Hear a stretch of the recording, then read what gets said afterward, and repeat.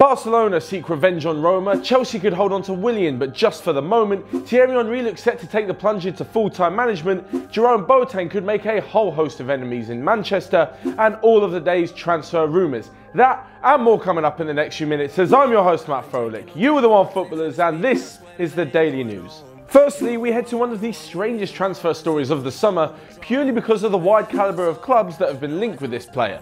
In the last month, the likes of Arsenal, Tottenham, Fulham, Everton and Inter Milan have all been linked with Malcom, however nothing solid has really come of it. Last night though, Bordeaux did release a statement that a fee had been agreed with Roma and that Malcom was set to fly there on Monday night for a medical. However, late last night a bid came in from none other than Barcelona, which blew the whole thing wide open again. So why have they done this? If this were a comic book, it would be a great storyline about how Barcelona exacted their revenge on Roma after being dumped out of last year's Champions League quarter-finals by the Italians. However, this isn't a comic book, and there are no superheroes saving the day, just bigger clubs ruining it. The real story is probably down to the fact that yesterday Barcelona had a bid of around 62 million rejected for Malcom's fellow countryman Willian. With no other options, they turned their sights to Bordeaux, and so here we are. But away from the pitch and into the dugout now, as a shock change of manager looks to be happening in the Midlands. Aston Villa and Steve Bruce, after still hurting from last season's playoff final defeat to Fulham at Wembley, look set to part ways, allowing room for Thierry Henry to come in and take his first job as a full-time manager. The former Arsenal striker had been working with the Gunners Academy and as a pundit.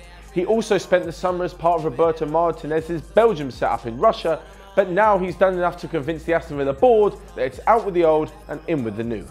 Jerome Boateng, a name that will probably be familiar with many of you, but more so for his successful spell at Bayern Munich and less for the short period he spent with Manchester City. However, should he make the move to Old Trafford, as has been reported, be sure that Manchester City fans will not forget about it and will definitely have something to say. Apparently Boateng could move to United in a swap deal with Anthony Martial, who could finally get away from under the grasp of Jose Mourinho and hopefully start to fulfil that early career promise.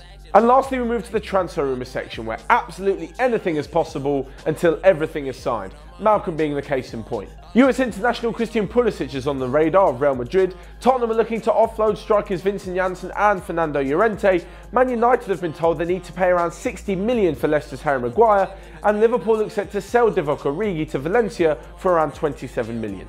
That's all from me today. Make sure you smash that like button down below and let me know in the comments what you think of all of the day's transfer stories. But until next time, I'll see you guys later.